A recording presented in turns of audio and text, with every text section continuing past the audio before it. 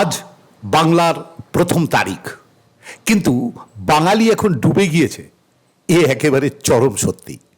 বাঙালি এখনো ফাটিয়ে বেড়ায় সেই রবীন্দ্রনাথ সত্যজিৎ রায়কে নিয়েই। বাঙালি শেষ।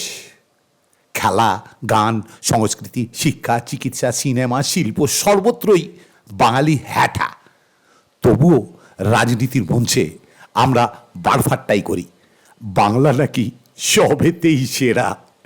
এই মুহূর্তে বাঙালি একটি পচনশীল এবং পতনশীল জাতি। তবুও বাঙালি দীপুদা বলতে অজ্ঞান।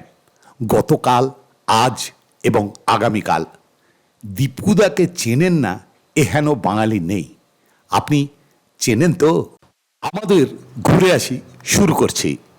দেবাংশী ট্যুরস অ্যান্ড ট্রাভেলসের প্রযোজনায়, দেবাশিস দাসের ট্যুর পরিচালনায় পয়লা বৈশাখের শুরুয়াতের দিনে আপনাদের অনুরোধ করছি, সঙ্গে থাকুন, খারাপ লাগলে জানান।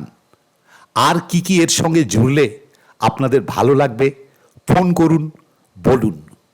সঙ্গে থাকছে ছোট্ট ছোট্ট পুরস্কার, থাকছে 3টি প্রশ্ন। সরাসরি উত্তর দেবেন এই নাম্বারে, হোয়াটসঅ্যাপে। কোনো ফোন এই কুইজের জন্যে গ্রহণীয় নন। লিখে নিন নাম্বারটা 9883737814। দার্জিলিং এসে পৌঁছেছি। প্রথমে স্বপ্নসুন্দরী মিরিক। মিরিকে পৌঁছতেই নজর কাড়ল ভারতের জাতীয় পতাকা। পাহাড়ি বাতাসে পৃথিবী শাসনের ভঙ্গিতে আকাশ ছাপিয়ে ত্রিরঙ্গা উড়ছে। দূষণহীন রয়্যাল ব্লু আসমানি রঙে সমস্ত মানুষের জন্যে উদাত্ত আহ্বান। রাতে ট্রেন কামরূপ এক্সপ্রেসে ভোরবেলায় এনজিপি পৌঁছে দিয়েছিল। ফলে ঠিক যখনই খিদে সকলের পেটে ছুঁচোর চলাফেরা শুরু হয়েছে দ্রুতগতিতে, তখনই দেবাশিস বাবু সকলের জন্য প্লেট সাজালেন। 1 প্যাকেট বিস্কুট, লাড্ডু, জোড়া কদলি, কেক, চিপস, তারপরেই চা এবং কফি।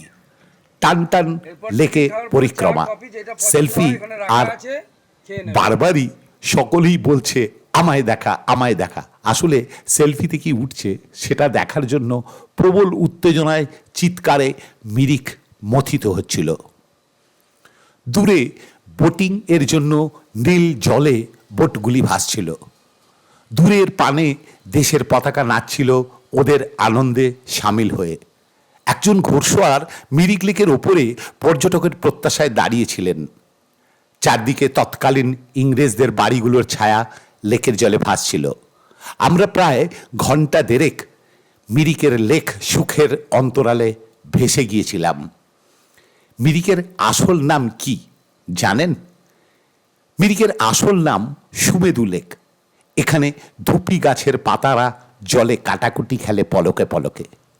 1776 সালে সিঙ্গালীলা পাহাড়ের বুকে এই সুমেদু লেক তৈরি হয়েছিল। পরে মিরিক। সুমেদি শব্দের অর্থ আগুন পাখি। সত্যি বলতে লেকের 2 দিক জুড়ে সত্যিই যেন আগুন পাখির ছড়ানো 2 ডানা। সামান্য পথ হাঁটলেই রামতে দাঁড়ি। সেখান থেকে সোনার পাহাড় অতীব সুন্দর। সকলেই ছবি তোলায় ব্যস্ত যে রামতারিতে দাঁড়ায় কেউ গেলেনই না। ইস, এমন মিস। এই মিরিকের বনপ্রান্তরে ফুটে থাকে অচেনা রঙিন অর্কিড, ফুটে থাকে কমলা লেবুর শীতের ফসলের রং। মিরিক এক অসামান্য রূপবতী কন্যা। শুধু ছবি তোলার খ্যাচখ্যাচানি, ক্যামেরা শব্দ নয়, এখানে মন নিবেশ চায়। নয়ন মেলে দেখতে হয়, বুকের ভিতর রাখতে হয়। তখনই উদ্ধত যত শাখার শিখরে রডোডেনড্রন আয়াস করে ফুটতে থাকে। ওহো, আমাদের গাড়ি ছেড়ে দিয়েছে, চললাম গোপালধারের টি গার্ডেনের দিকে। ওখানে ছবি তোলার দুর্দান্ত স্পট। গাড়িতেই ছবি তোলার নাম শুনে সমস্ত প্রজন্ম জাস্ট হই হই করে উঠল। শিলিগুড়ি থেকে মিরিক 52 কিমি, কালিম্পং 70 কিমি, মংপু 49 কিমি, গ্যাংটক 114 কিমি, লাভা, লোলেগাঁও, ঋষভ 108 থেকে মোটামুটি 110 কিলোমিটারের দূরত্বে। পরের গন্তব্য গোপালধারা। সঙ্গে থাকুন, চলতে থাকুন, গাড়ি ছুটছে।